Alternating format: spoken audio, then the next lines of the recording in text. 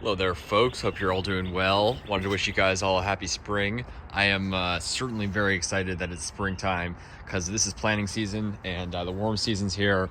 There's a lot of good things about it, and unfortunately, there's some bad things about it, which of course means, once the weather warms up, that's when the damage becomes most apparent. After the winter, we've had a very, very unusual winter, which I'll talk about briefly, show you guys the results. I'd call them very mixed results, and even some surprise late end of winter spear polls and stuff, but also some really exciting unexpected news. So our winter overall, it's been very unusual. So as you know, we had the cold blast around Christmas time, around the holidays.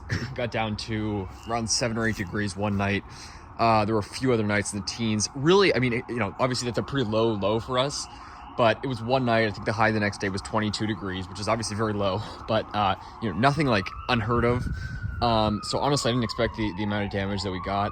But after that, I mean, maybe this acted as a negative, just the pace with which it warmed up. We had this like really, really unusual period, literally like 2 months of like, I mean, it was like March or April weather in January and February. We had like 2 months of almost nothing but 50 and 60 degree temperatures, and really, really crazy. And then probably around 2 weeks ago, it cooled down to more average, a little bit below average temperatures, probably 40s for a week or two. And right now it's in the 50s the whole week. The whole forecast from here on out, at least the next week or so, is supposed to be in the 60s and 70s. So it's supposed to be very nice from here. And yeah, that's sort of the overview of our winter. Overall very mild. The averages are probably well above average for January and February. But unfortunately, the lows are really what matter more than the warm temperatures, although of course duration of cold is also important. But let's go through. I'm actually going to start over here with the what I'd say might be the biggest success, literally, because this is my biggest palm. And honestly, I didn't really know the hardiness of this thing. Trichorbis fortunae is a palm that can vary a lot based on individual. There's so many different types of cultivar. This one, I'm not sure. I don't know if it's Bulgarian. These are pretty stiff, and the fronds don't really curl much. But I didn't know how hard he was. I actually bought this from a local nursery, and the guy said he trucked the palms up from Florida, which of course, obviously they're not native to Florida, so it's not like a Florida Fortunae is going to be less hardy. The reason like a Florida Palmetto is less hardy is because they're actually native to Florida. So, they're obviously less hardy genetically there, but obviously the seeds from somewhere else. But supposedly this was growing in Florida at one point, so I was a little bit concerned I was going to maybe protect it if it got started showing damage much, or we got some crazy low temperatures. But I was away for the holidays, so I didn't really have time to wrap it, and I don't know if I would have anyways. And thankfully it looks like I didn't need to, because this palm actually looks surprisingly good considering our low. We got like 1 or 2 crisp fronds here, but overall really good. No damage on most of these fronds. Spear a little tattered, but there's a lot of spears in here. You see I tug.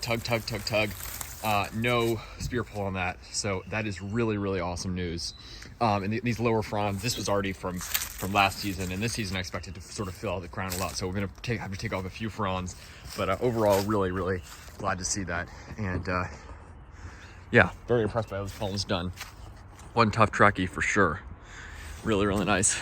And yeah, take you guys through here, show you guys how everything's doing. And I took the little protection that I had on these palms off today.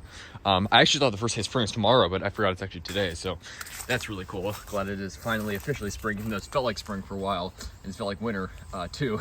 But anyways, this is my needle palm here. This is I was very surprised to see this. I actually just made a video on it, and then I realized it was spring, so I decided to just do a full garden update. But this one just spear pulled today. I tugged on the spear a few days ago, didn't show anything, and then I tugged on it again. I don't know if it's the seed, like this particular seed, because these are from Pungo palms, or if it's the soil or something else. But again, 7 degrees is low, and I planted this late in the season, but I wouldn't even expect a small needle palm to spear pull with that. I mean, they are, I know, more finicky when young, but they're still insanely tough. And as I've made videos on, there's one locally that actually is naturalized, and there's these tiny little seedlings that they have, and those, as far as I know, never spear pull. They are a fully hardy palm here, but this happened with my other one. It was actually declining before last winter, and then ended up dying. But the fronds look really flawless. One of the lower fronds you can see here sort of freeze dried, but otherwise they look really good. But unfortunately the spear, like just in the last week, it wasn't cold damage. It like started having that like freeze dried look, and then I tugged on it, and sure enough, it looked just like this. And then I pulled out just today. I'm hopeful it'll make a speedy recovery, but I'm gonna obviously keep hydrogen peroxide applying that there. But that's unfortunate to see, but I want to get your guys' thoughts on that, because this should be a pretty good spot for it. and I expect it not to spear pull because it looks great overall, but yeah, no suckers on that, so I really hope the main trunk recovers. I'll keep you guys updated. Over here I got 2 of these. This I'm also very impressed by. This is Sable Brazoria, and this palm I actually like wrapped it barely, which was probably really ineffective, didn't really do much, but I put like a little bit of burlap just around here, sort of tied it up like this, and if you take a first glance at it, it looks pretty crisp, but sure enough in there you got a little bit of green. So you know, fingers crossed this thing pushes out more growth and recovers, because I honestly don't know much about the hardiness. I'm guessing they have probably similar hardiness to Fortunae, although of course they like the hot steamy summers we have, whereas Fortunae, you know, I mean, not that it really minds it that much, but they're less accustomed to it. And this other one here, this is also Brazoria, still got a little green in there, so that's awesome.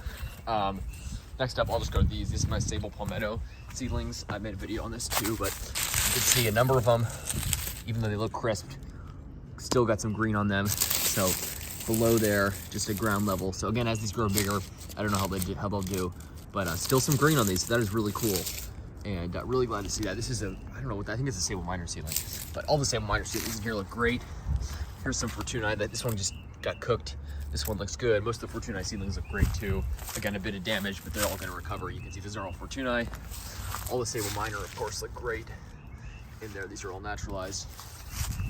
And then next up, this is, again, I'm insanely impressed by this. Consider my needle palm got spear pulled, but this one didn't. I just uncovered it today. It was sort of wrapped up. Got some burlap and leaves in there. So this damage is actually from it being pressed against the burlap. Probably trapped some moisture in there. But the fronds look great. The palm looks great. No spear pull or anything. The spear's nice and firm in there.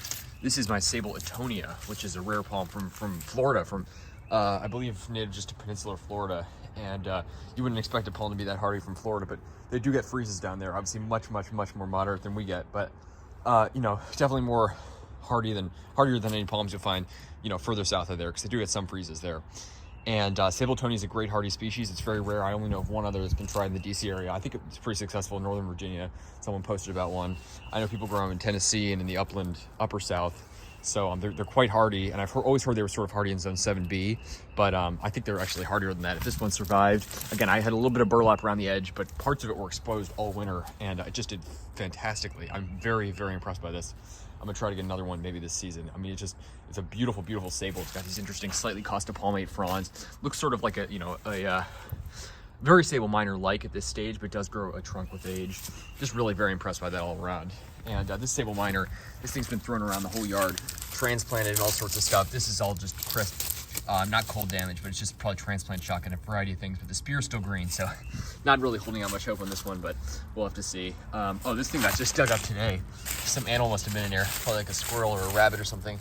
But this Fortunae seedling, looking good. You can see all these Fortunae seedlings here, looking good. But unfortunately, the rabbits and stuff do dig them up, so that is a problem that we have to deal with when they're young, and they also nibble at the seedlings, which can be quite annoying. But thankfully, most of these are doing well.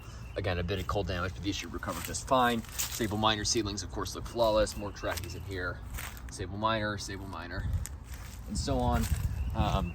And then if we get to these 2 small trackies, these things spear pulled last winter, which was again a pretty average, maybe slightly worse than average winter last winter. They spear pulled and recovered with remarkable pace. This winter they spear pulled a good time ago, and it's been warm enough that I would expect them to be pushing out growth by now. So I think relatively soon I'm going to have to probably cut open those trunks. Again, they're small enough that I'm worried about doing that too early, but again, our whole forecast is so mild, so I'm going to leave them maybe for a little bit and see if they push out any growth, but none visible so far. Still green in the petioles, but you know, that doesn't really tell you much. But a lot of damage on these, you know, a lot of damage. This one got sort of butchered up. All these fronds on the other side got chewed off by a rabbit or something, and that's really unfortunate. Really just weird damage here. Sable Minor, this isn't cold damage. It's again this sort of freeze-dried look. I really don't know what this is, but this frond looks flawless. It's got some wind damage, but this frond looks great, so it should be fine. But for some reason, all the other fronds had this sort of freeze-dried look. I want to get some thoughts on this, because I'm sure people have experienced that, but I really don't know what it is. Very unusual. I've seen that with a lot of my palms. This one I actually did end up cutting open today. Again, as I said, I know it's early, but we've had so many days in like the 60s and stuff where, you know, some places in summer don't get above the 60s and people can grow palms there. So, you know, with the amount of days in the 60s we have, this thing should be pushing out growth by now, and it wasn't. And I've been hydrogen peroxiding it, keeping it, you know, with hydrogen peroxide. So I finally cut off, because this would have to be cut off anyway. So I just cut off the top layer. I really didn't remove that much around it. And again, all the forecasts is supposed to be really mild, 60s plus. So I did take off this top growth here. You can see here, a bit mushy there, but take a look at this. I know it's sort of evening right now, but take a look at this. I really can't tell with this. Yeah, see, I'm pushing on it, and it feels, I want to get your thoughts on this, if you guys can quite tell. So that's a spear right there. It feels pretty firm when I push on it, like a little bit of give, but not too much. Let me know if I should cut further or not. Again, I want to be cautious because it is still early, but again, weather-wise, we're, you know, it's like sort of mid-spring weather right now. So mild, so I want to get your guys' thoughts. I did cut it open. Yeah, this is the take heel. Again, take heel I've heard so many things about. People say it's hardier, but a lot of people that have bought them and experienced with them actually say they're slightly less hardy than normal for tonai. I'm really not sure, and I think I said this last winter, and then I sort of got some more stuff and tried zone pushing with it, but I think I will actually do, maybe with cardboard boxes or with some of those, like, you know, those mini greenhouses, I probably will provide some protection if I end up planting my other trackies. So that is that. Again, it is part of the process, but it's also, you know, you want to, there's a fun in zone pushing, which is leaving stuff unprotected, seeing how they'll do, but then there's also really pushing it like this, which has its limits, and yeah, I think we need to recognize that. And I probably should have wrapped them. Again, I was away during the holidays, and I think the freeze sort of crept up. I didn't really know it would actually get that low, but yeah, I mean, you know, the damage sort of set in late as happens, but yeah, I just want to share that with you guys. Get your thoughts. Let me know what you think. I'm curious to see what you have to say. The last thing that really interested me is this is actually still alive. It's still got some green here.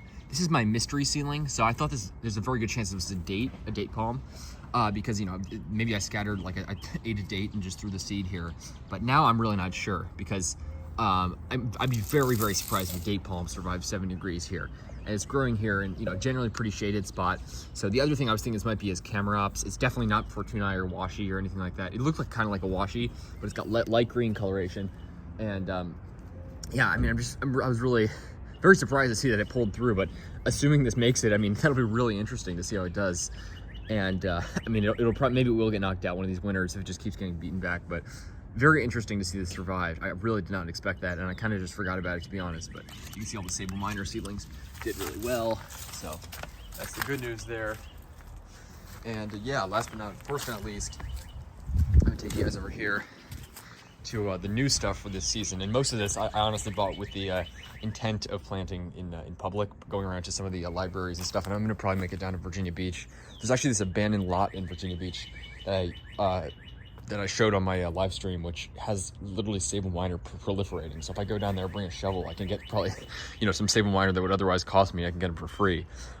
Anyways, these are the Sable palms I got from Pungo Palms. Of course, these look great because they've only been out, you know, for the last few weeks. Nothing too low, some lows in the 20s, but of course they look great. Sable Minor, Sable Minor, Sable Minor, more Sable Minor, Needle Palm. I believe this one's the take heel. This is the Fortunae. This is the Waggy, but I could be wrong. It is the Waggy here. But you know, again, I mean, to be honest, I'm still wary about planting small trackies. I do, you know, notice they tend to spear pull here. Maybe it's just our unlucky winters, but I feel like it is better to buy the big ones. Again, I bought the big one. It made it through this rough winter just fine, and then these ones spear pulled in a normal winter. So I feel like it is better to get them big in these more marginal climates, but I think they'll still do fine. But I am sort of, you know, wary about planting them in public. You know, can I protect them in public, and then if they spear pull and whatnot. So some of these will probably be planted at my house. I'm probably gonna save at least one of these Sable Minor to plant.